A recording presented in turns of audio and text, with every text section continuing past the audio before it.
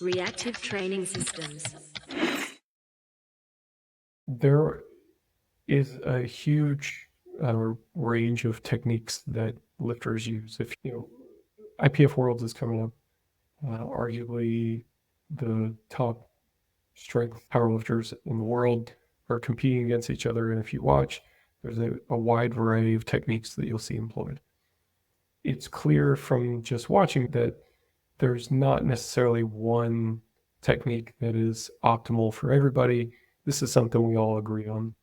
So how do you arrive at that conclusion? How do you allow this technique individualization to take place? And how do you coach it? How do you cultivate it? Mel, this touches kind of on the skill acquisition conversation that you and I had with Jacob, we did on the podcast. I'm not sure when that will be in the order here, but that podcast will release before this one. Where I'm going with this is, to a certain extent, you have to give people the space to be athletes. You have to give your lifters the space to be an athlete and figure this stuff out. And that kind of just figure it out, use your athletic IQ to sort it out, I think comes under the heading of self-organized technique. You feel like your squat might be a little bit better if you turn your toes out a little bit more, and people want to debate whether that's, by the book or not by the book. And I don't think there's even a book to begin with. But yeah, the process by which lifters kind of figure that out on their own is kind of what I'm referring to as self-organized technique. I think one of the problems is that it can lead to a little bit too much of a hands-off approach. Like, I don't believe in like the technique gold standard idea to begin with, but also that doesn't mean that, hey, everything is fine and no technique is better than any other technique and just do whatever feels good in your heart. It's not quite like that either, so there does need to be this middle ground. But anyway, before I continue to ramble and monologue the whole time away, maybe I'll just pause there and open it up to you guys. If you view self-organized technique or technique coaching in general through any sort of a different lens or anything like that. Mine's pretty similar, I'd say. I think we both, or all of us would likely agree that there's a significant variety in what is acceptable or efficient for people. I find myself thinking of like, what are the pieces that must be satisfied in order for this to like even occur? Like you need to hit like a certain competition standard for these lifts. And so your body has to be configured in a way that allows that. For deadlift, you're probably better off if you can maintain center of mass over the middle of your foot so that you aren't wasting energy moving forward or backward. And there are probably some other components that I would consider like fundamentals for each of the lift. But then beyond that, in terms of how a lifter thinks about moving or how they initiate the lift, whether or not they use a wedge for a sumo deadlift or just kind of stand up with the bar, anything else like that, that gets a little bit more into just kind of lifter's personal preference. And that feels like self-organized technique to me. I view it quite similarly to Kenny, with the caveat that when I think of self-organized technique, I think about the lifter's intuition on what they trust in terms of their muscle, their body in time and space, and if given a problem, where do their instincts lead them and how to solve it, and which will change over time as we make certain muscle groups more or less strong relative to each other. And something that, like an analogy, to just decouple it from powerlifting for a moment, it reminds me of if you ever learned how to snowboard, someone will try and find the front foot. And how they did this to me is someone was talking to me, then the other friend came up behind me and pushed me forward. And they said, how you aligned yourself, the foot you trusted and put forward first to catch yourself in a bounce, that's your front foot, because intuitively you have an inclination of where you feel strongest, how you bounce yourself. No one has to tell you to put a foot forward or how much need bend to have. You have an inclination of where you're going to feel good in catching yourself. And I think the athletic IQ, up and down for some people, most people have a general sense of that. And as they get stronger and as muscles improve in strength and relative weaknesses shift, that evolves and changes with them as well. Yeah. There's a lot that happens in any given lift that's different. Well, each rep really is different from one to the next. And this was a point that Jacob is fond of making as well. And I mean, it's correct as far as I can tell. Like they can be broadly similar from rep to rep, but if you look with a fine enough level of detail, you see differences from one rep to the next, one set to the next. And I think part of gaining mastery is figuring out how to manage those things and make it work to your advantage. I've certainly had sets and sessions where, a slightly wider squat stance just feels a little bit better, or toes a little bit more forward or a little bit further out, or subtle shifts to the way that you root your foot or things like that make a difference. But I don't need to be overly attached to it. Like, oh, well, this is the truth now. It can just be a thing that you do today because it's working today, but it doesn't necessarily have to be a thing that is true all the time. I think that's a good place to get to. And there's not really a shortcut to it either.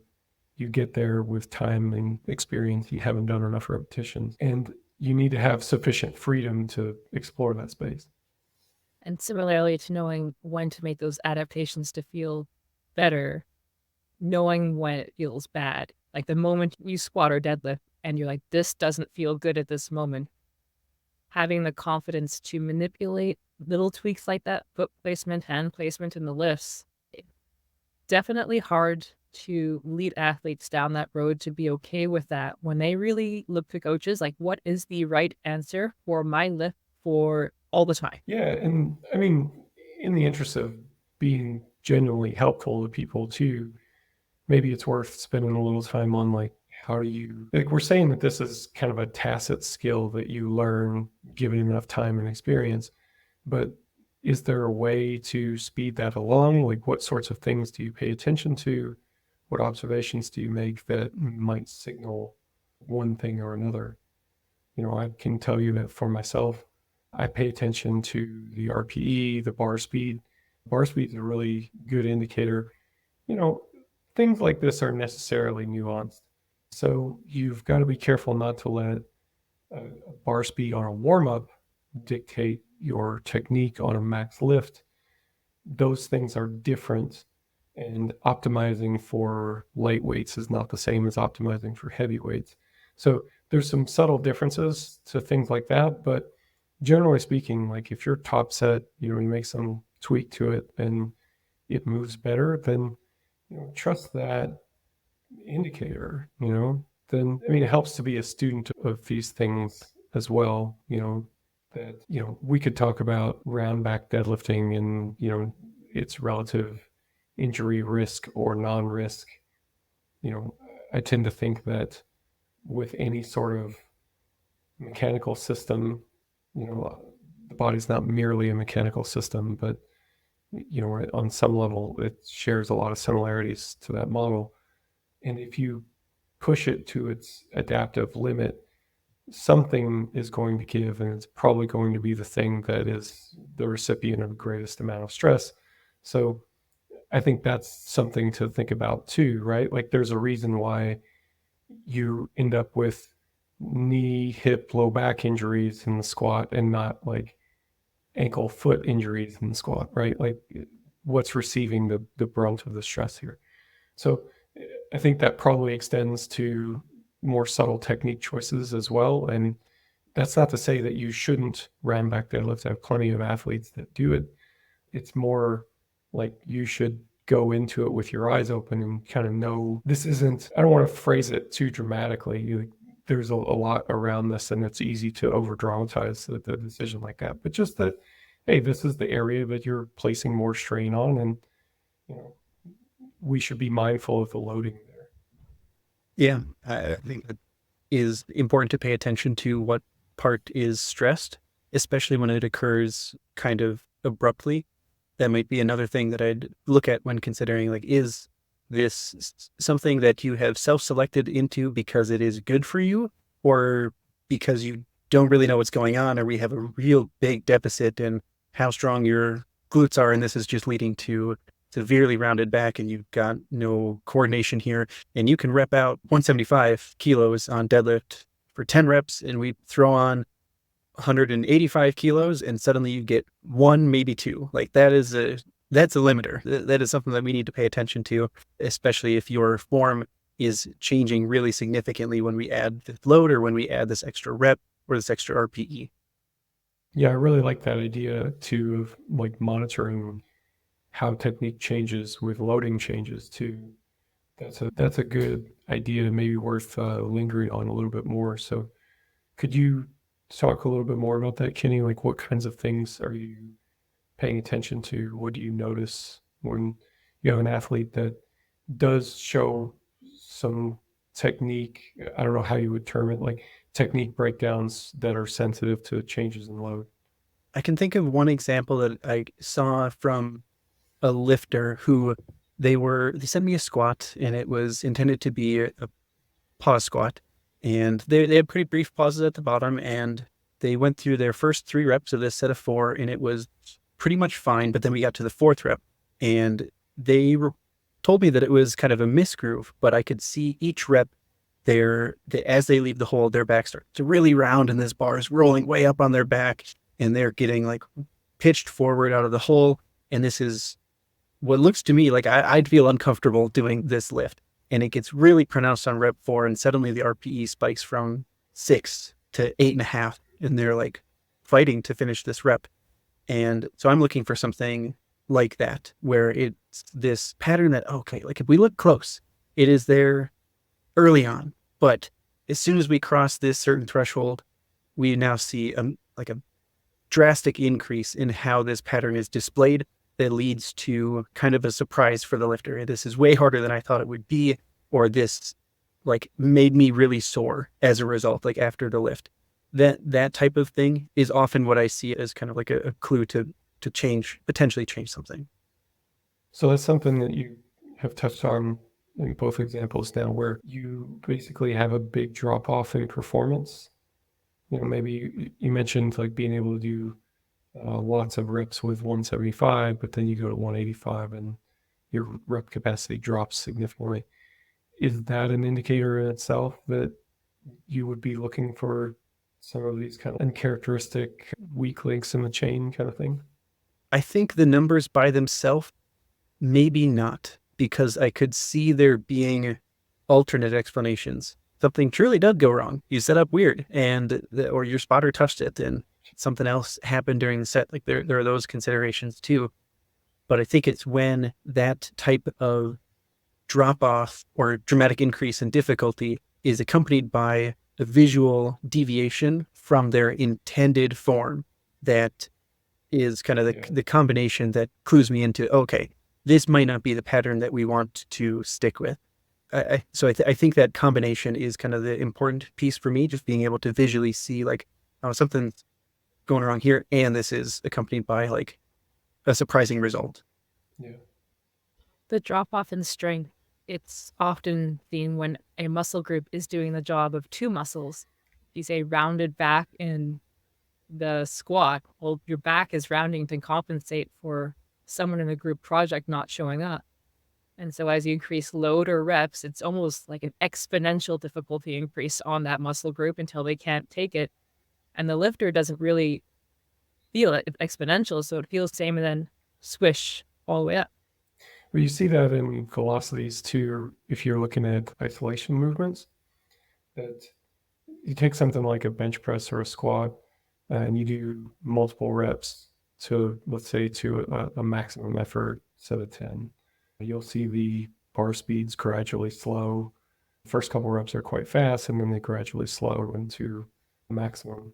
But if you were to do the same test with something like bicep curls, some isolation movement, there's less, at least as my observation, Kenny, you may be aware of something more rigorous around this. My observation has been that there's less of a drop off.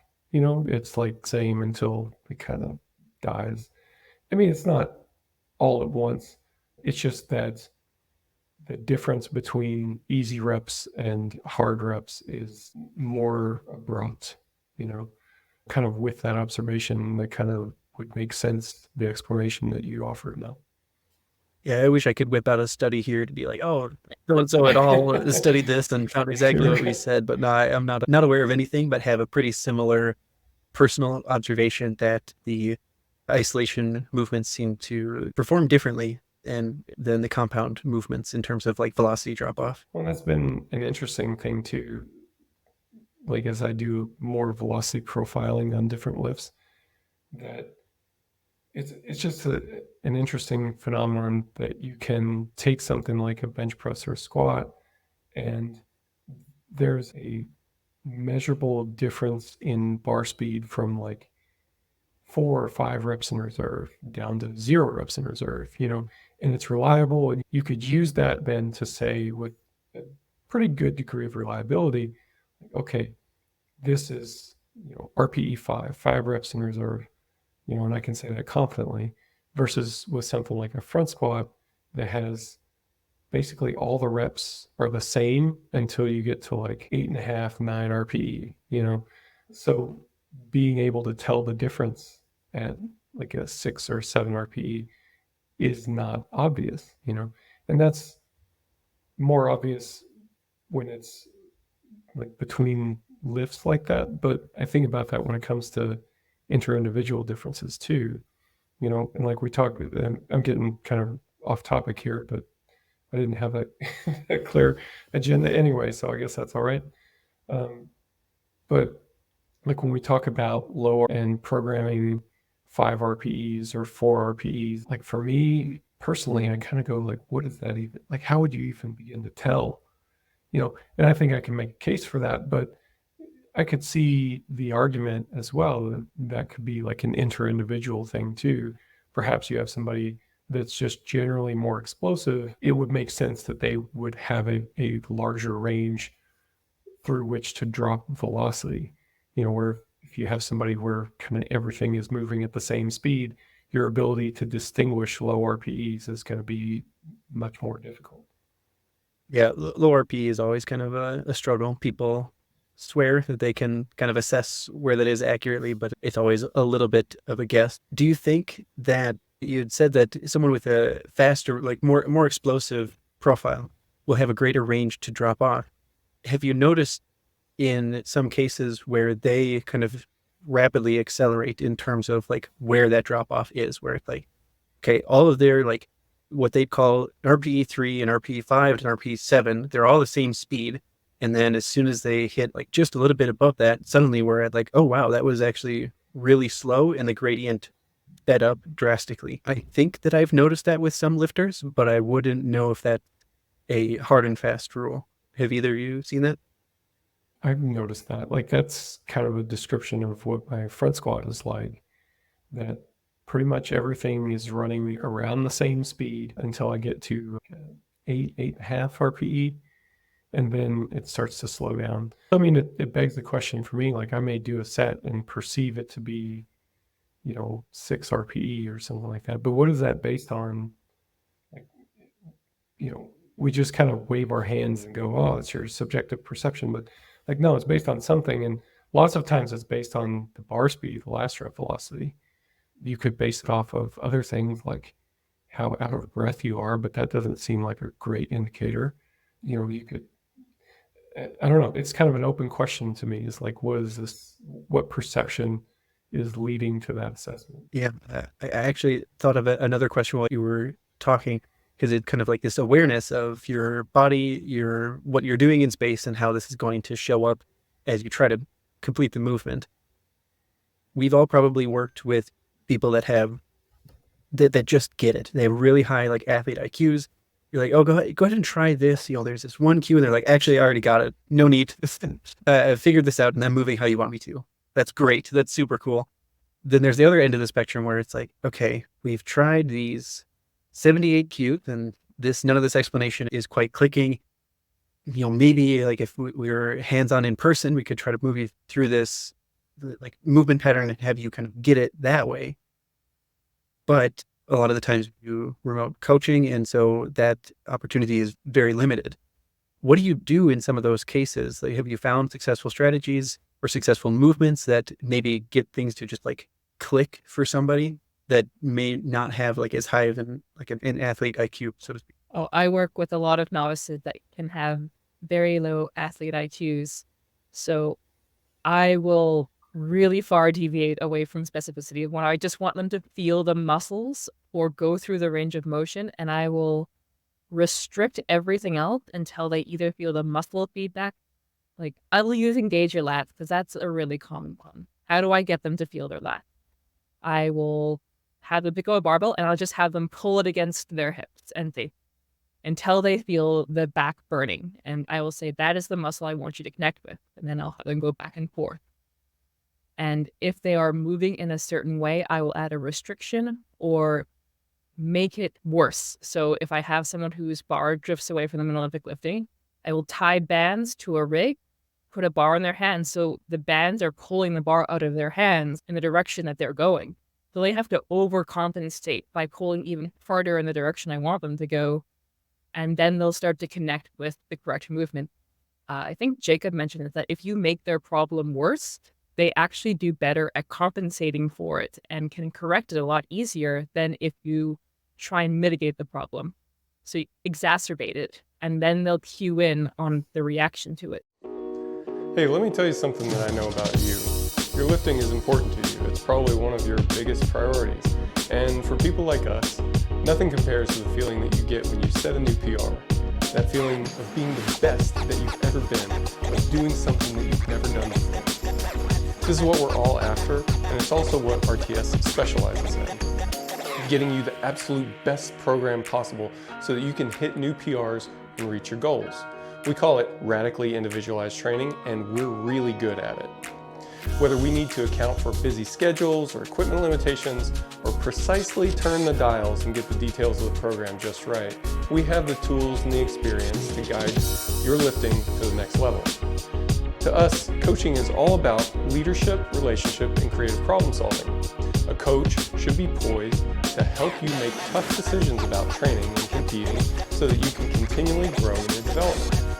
And of course, the coach should be a first-rate problem solver, especially when it comes to training, technique, and strategy. Now, all this has to be built off of a really strong, professional coaching relationship that emphasizes trust and respect. Additionally, RTS coaches are not on an island. We have a strong network of professionals to reach out to, so if you find yourself in need of some specific expertise, say in the realm of nutrition or injury management or sports psychology, there's a deep expertise available there too. For more information, go to store.reactivetrainingsystems.com and click on coaching. That's store.reactivetrainingsystems.com, then click on coaching. Yeah, I have seen a lot of similar things. Think about tempo being a good lever to pull in the online space. I suppose that's going to work for people who have more minor problems and kind of more average athletic abilities, I guess, because if you just slow them down enough, they can kind of feel where the balance points are and feel what they need to engage and things like that. But that also tends to be like a demographic that I work with a lot.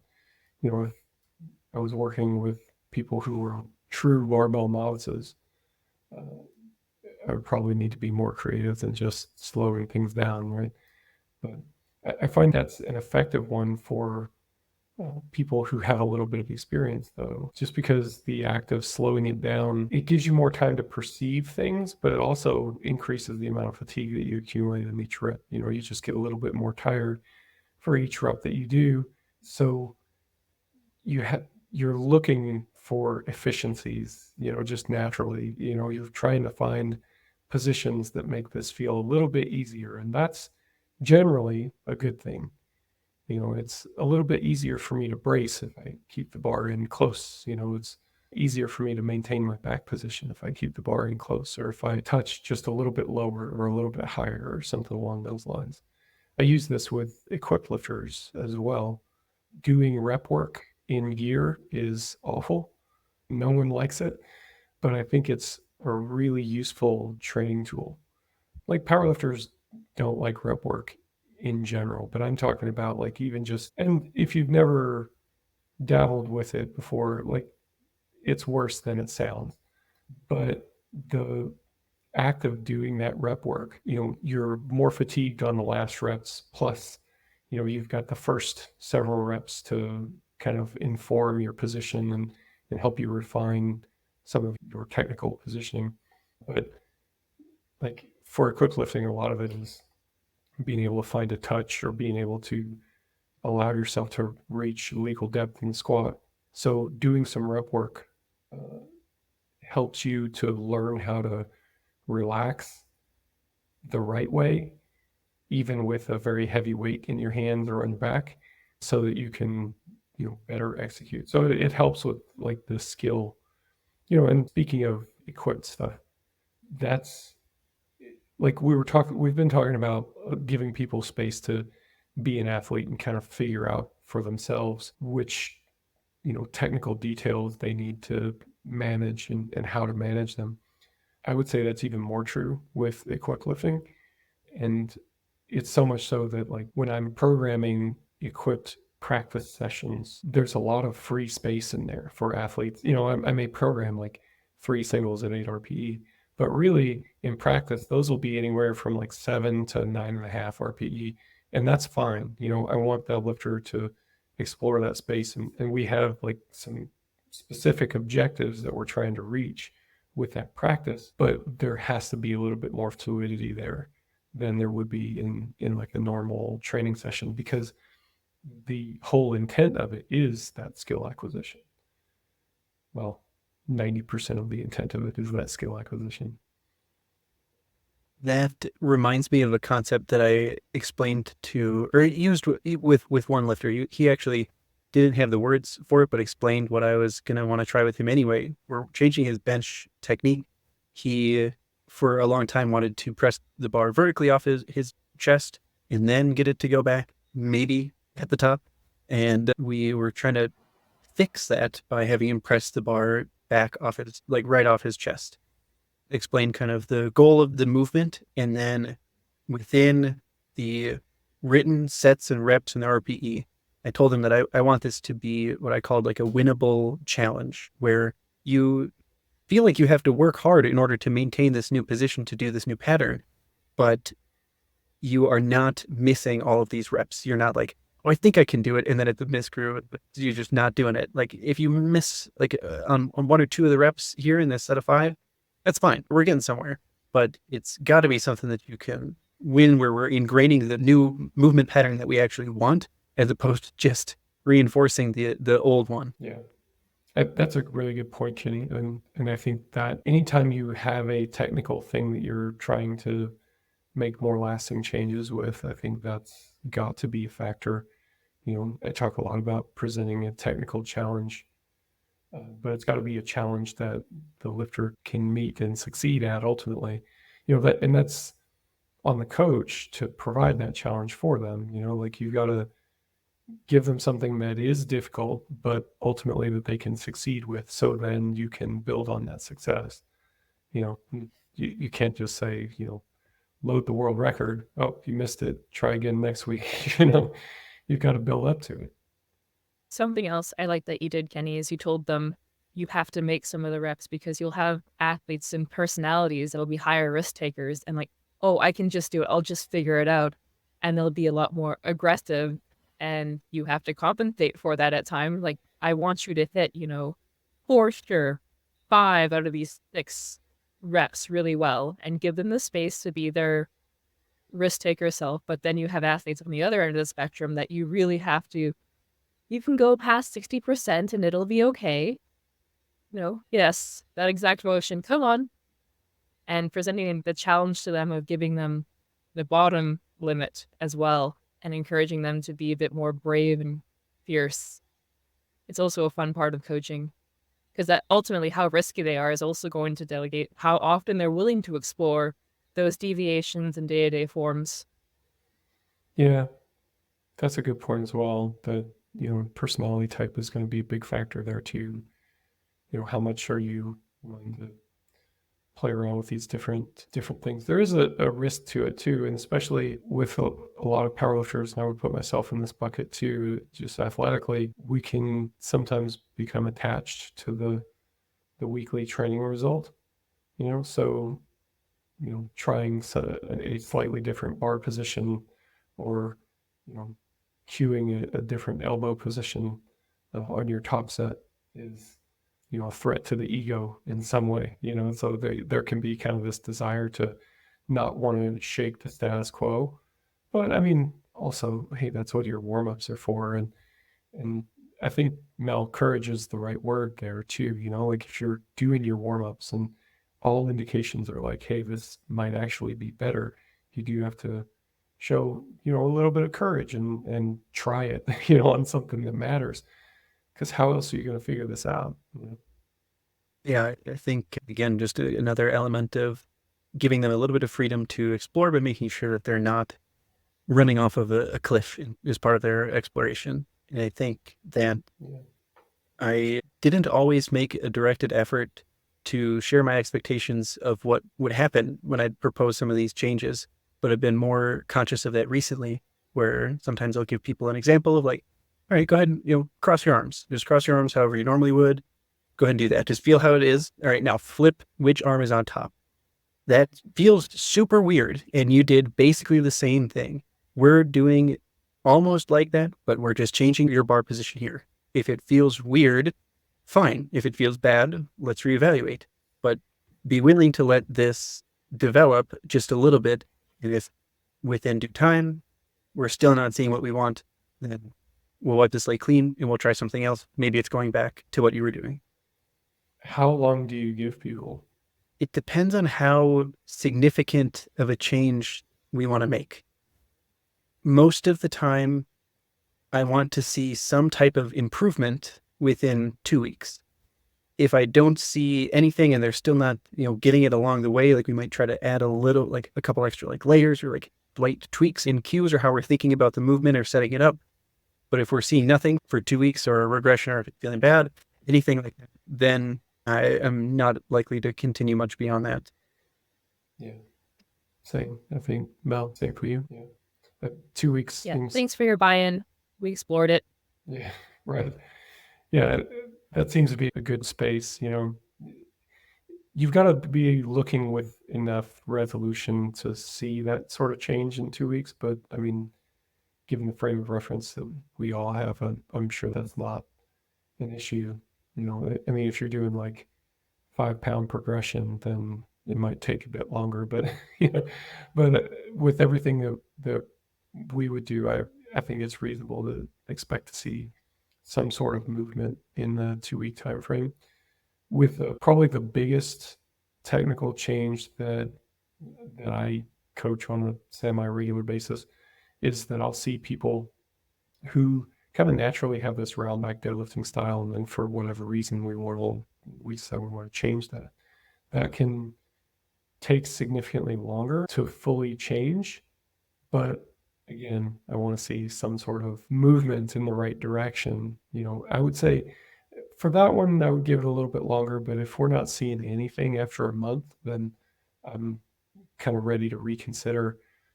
I would say give it a good amount of time, but the movement is the main thing. Like I want to see improvement in this new technique. It may not have yet surpassed the old technique, but it should show improvement. I would see people talk about going to seminars and stuff like that and, get some sort of technical coaching, and it leads immediately to improvements in their lift.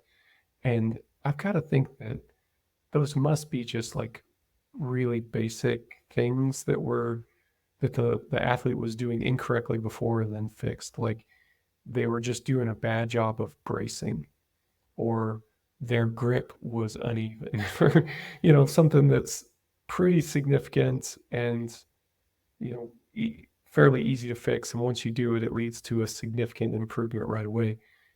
Those don't strike me so much as like skill changes.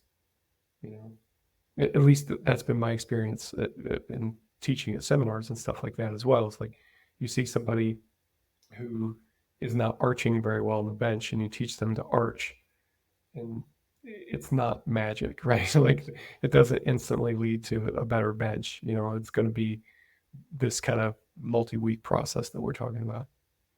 And I guess if you look at skill, there is on one side, the self-organized technique is your body's leveraging itself in an intuitive sense to do the task where it thinks it's the strongest. The skill changes, the quick fixes are almost like, how are you setting up your body to perform that movement? And those are those small little deviations, the better arch, better brace, but really that self-organized technique where the intuition of strength is usually from the lifter's history and life up until that point. In weightlifting, breaking someone's early arm bend is hard because they're used to bicep curling and picking things up with their arms. So it's so hard to break and let them trust other muscles. And the 2-week lead time of changing that makes sense because once you gently start to encourage the body to explore a new option, if it thinks it has a better muscle group there or a better chance of producing more force, it tends to want to take that. Yeah. So we've kind of touched on a few things being fairly, I mean, I guess you could say technique gold standards or something along those lines, but we are all kind of in agreement that tends to be a pretty low resolution model. Like we can speak in broad terms. We can talk about like what is powerlifting legal and not in pretty clear terms. And the other things are simple and should be fairly obvious, I guess. Kenny, you were talking about balancing over the midfoot and, some mechanical things like that. I wanted to go over some of that stuff a little bit more when it comes to what are these kind of technique non-negotiables for you. I mean, non-negotiables, I don't know. I guess that is kind of the correct term for it. But what do you have that you would add to that list? Let's see. For deadlift might be the simplest one where I view them, the non-negotiables, the fundamentals, whatever we call them. Balanced over midfoot throughout the duration of the lift comes to mind. The bar staying against you throughout the duration of the lift is another one that comes, and there could be slight deviations from that, I think, but in general, close to you. And then if you start with your scapula or like your armpit directly over the bar, that should put your hips in a pretty good starting position and the rest of your body in a pretty good starting position where your arms are at their longest and they're not doing anything goofy. That is dependent a little bit on how your back is positioned. Like if you do that, but your back is extremely rounded to where it is leading to issues with your lockout, like defined issues with your lockout, then there's another element that must be added. And maybe it's like your low back must not be in excessive extension or flexion. That one's really difficult. It's the most wishy-washy of all of those, but I think those are the ones that I'd name for deadlift. Would you both agree with those? Did I miss one? I'm on the same page with you there, in particular about the excessive extension and flexion thing. Something that I like to keep in mind as well. And to kind of connect that with some of the velocity stuff we were talking about earlier, I find that people who deadlift with a very rounded style tend to exhibit more of that sort of pattern where everything looks easy until it's very grindy.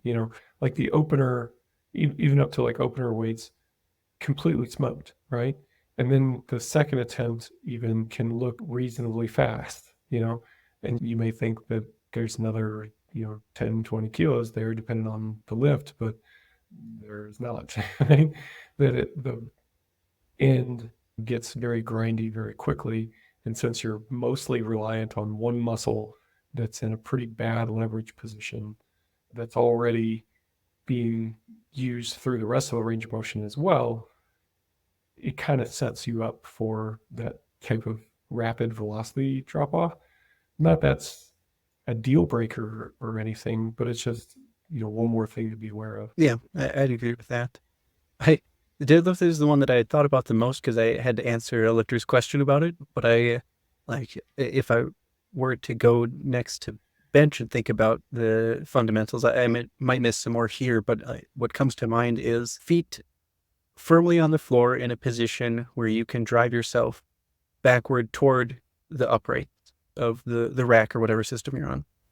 Fixed shoulders, butt on the bench touch point at a location where you are able to keep your elbows stacked below your wrist and effectively push up and back on the bar to initiate the movement, and trying to get the bar over your shoulder as quickly as reasonably possible.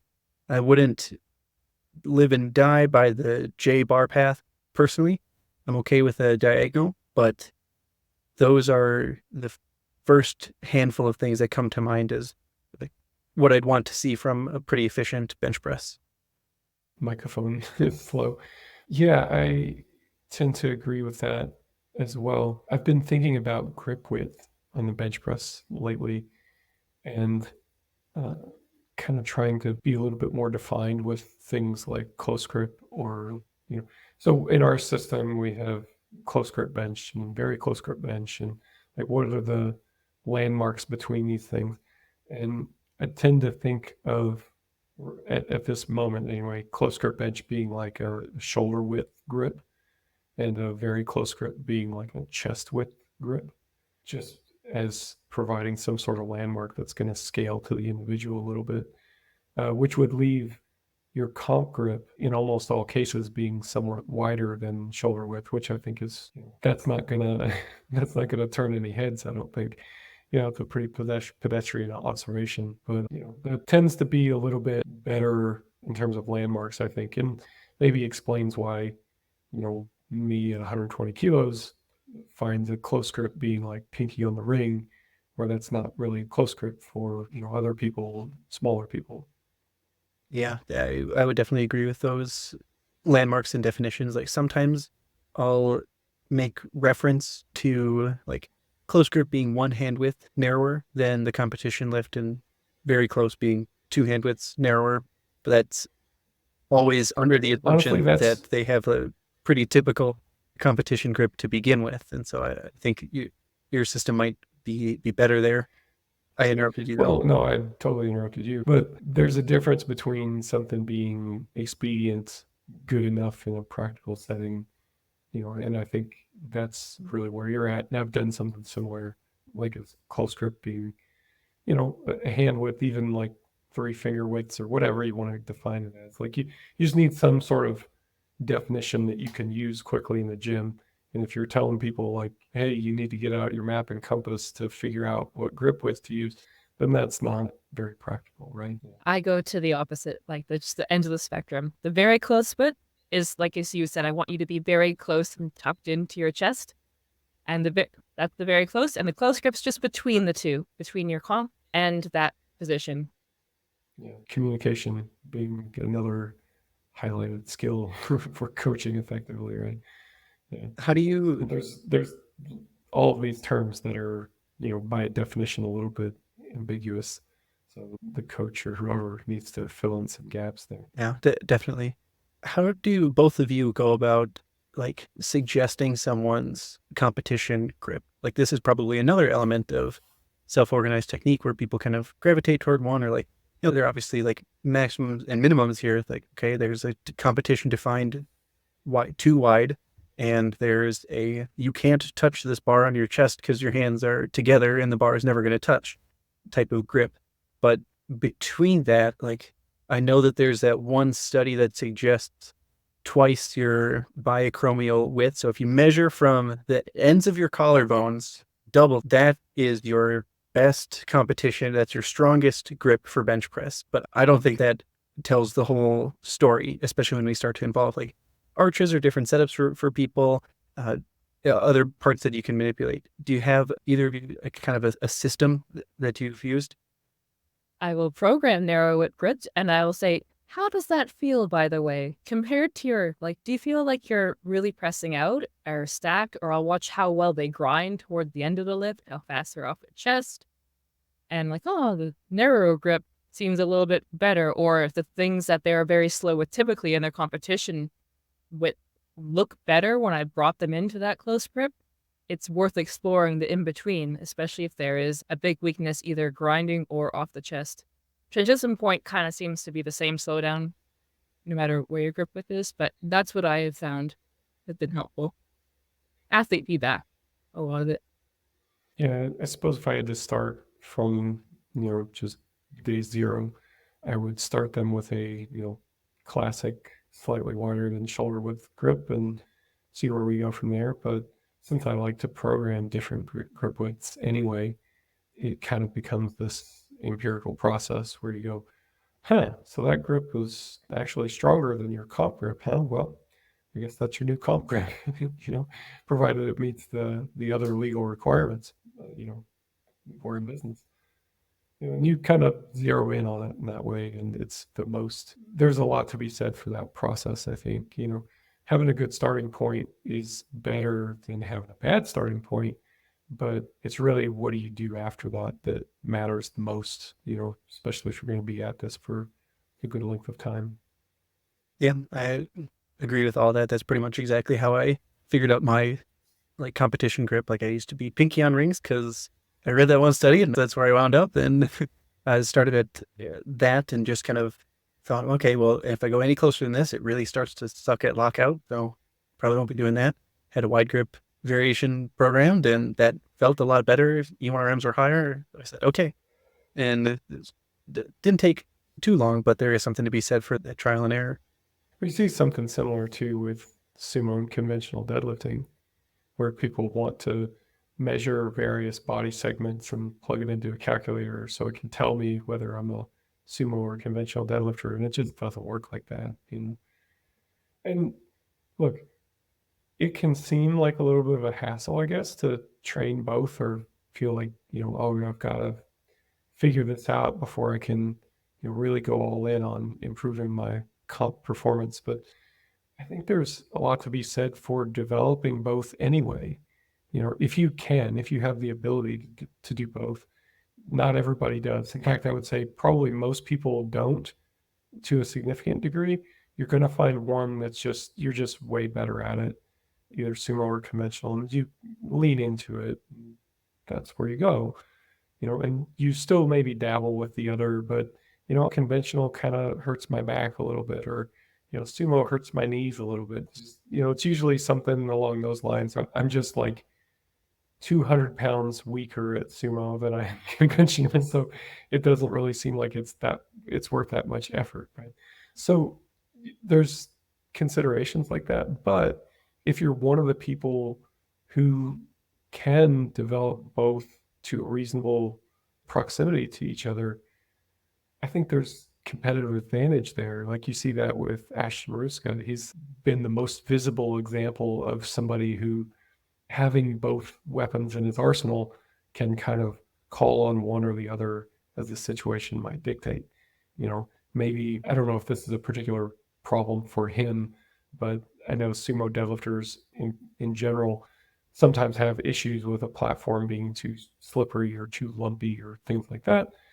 So just pull conventional that comp, or hey, your back's bugging you a little bit. Well, maybe I'll just pull sumo this comp. If they're both well developed, you can do that, and that's a talent that goes back quite a bit in the powerlifting history that even just that I'm aware of. It's not a talent that everyone has, but if you can develop it, I think it's a pretty cool one. Yeah, he was the exact example I was thinking of when you were like, oh, it's good to develop both. I'm like, I think I just heard him tell kind of the story of going into, it must have been USAPL Raw Nationals in 2023, where it was him versus Keenan versus Bob. And leading up during his prep for that meet, he hadn't touched sumo, is my understanding. And the day of the meet, his back was kind of bugging him, either from prep or from earlier or something else. And he's like, all right, I'll just pull sumo. And then he did it and lifted heavy enough to win. And yeah, I think definitely a weapon. His example was such a cool one because it's come up so many times. Like that competition in particular, I talked to Ashton prior to that competition. He's like, oh yeah, conventional, 100%. We're doing conventional. And then, the situation on the ground sometimes changes and you got to roll with the punches. That was a cool one. And then there was the one at the Arnold, and I can't recall exactly which way it went. I think he had been pulling conventional and missed it on his second, and then came out sumo for his third. I might have those reversed, but it was something like that. Came out and switched stances for his third deadlift and pulled it and got it, which has to be one of the coolest things to do in a powerlifting competition, so just, yeah, you know what, that goes back to the technical mastery thing we were talking about before as well. Like, if you can get to the point where you can switch deadlift stances, to achieve a competitive end, hey, my knee's bothering me, so I'm going to go with a slightly wider stance in my squat. That's not so outlandish. That's not so far out there. And if you've kind of developed some of those skills, then they'll be there when you need them. So I know that we are kind of coming up on our time limit. I suppose this is a good time to ask you guys if you've got any reattacks or any topic ideas that we didn't get to. We didn't finish sharing Kenny's attractors on the squat, the non-negotiables. Oh, that's right. Yeah. Yeah. I let us down a rabbit hole. We followed. I think I'd suggest, of course, depth is non-negotiable for our competition standard. I think having the bar secure on your back is probably important for both safety and also being able to complete the lift in a predictable way. We've seen people like miss lifts or not be granted the start command as a result of the bar shifting on their back. Midfoot balance, or center of mass being over midfoot, would be another kind of essential here, I think. And then beyond that might be everything that I would consider like a true kind of fundamental. I think stance width, as long as it's something that is sustainable and allows you to reach depth, that's pretty good. that can change over time and be developed. I think Mike, you had just said that, like, oh, my knee's bugging me, I'll squat a little bit wider and see if that alleviates some pressure. Good weapon or choice to have. Am I missing any? I mean, I would summarize it just by saying it's competition legal and balanced, not off balance, And I mean, I think that's kind of the take home for all these like technical non-negotiables, is that if it is more than just like the vanilla points, then you're probably off track, because there's plenty of examples that, people setting up in the bench with different foot positions or different stances in the squat or bar positions in the squat. And as long as we're meeting the requirements of competition and a couple other basic ideas, then, that's why I call it like the low resolution technique model. Is it gives us a lot of flexibility to be somewhere in that range of things, a lot of territory to explore. But that's really good from an athletic standpoint because it lets you solve a lot of different problems. Cool. Well, thanks, guys. I appreciate you jumping on and having this conversation, especially given my lack of preparation for it. But it's always maybe even a little bit more fun to just kind of see where our thoughts will take us. But I appreciate your time. And thanks everybody for watching and listening, and we'll see you guys next time. Hey, if Ronnie Coleman was a powerlifting coach, he might have said, everybody wants to build custom training programs, but nobody's got a process for how to do it on the regular. But we do. You see, most coaches rely on trial and error, and that's fine if that's your jam, but we wanted a coherent process. Way back in 2015, when I had already been coaching for over a decade, I finally had learned enough from enough sources that I was able to put the pieces together into one coherent process. We call it emerging strategies. The bulk of our 16 world record-setting powerlifters set those records using an emerging strategies program. We talk about emerging strategies a ton on this podcast and everywhere. If you ever want a single thorough explanation for how to implement the emerging strategies process, well, the Emerging Strategies course. The Emerging Strategies course includes 8 modules. That's almost 24 hours of video instruction covering everything. We teach fundamental concepts and basics all the way through integrated examples and case studies. You can watch it at your own pace, as fast or as slow as you want. Oh, and the RTS community, our private community that offers you just a stupendous amount of value all on its own? Well, if you enroll in the Emerging Strategies course, you get 6 months of that community membership for free. If you have any questions about some concept, you just post it in the network. Jump on a live office hour call with one of our RTS coaches. You get your answers. If you'd like to enroll or just learn more, To seeing a full lesson list, all you have to do is go to reactivetrainingsystems.com and click on courses in the main menu. You're going to love it.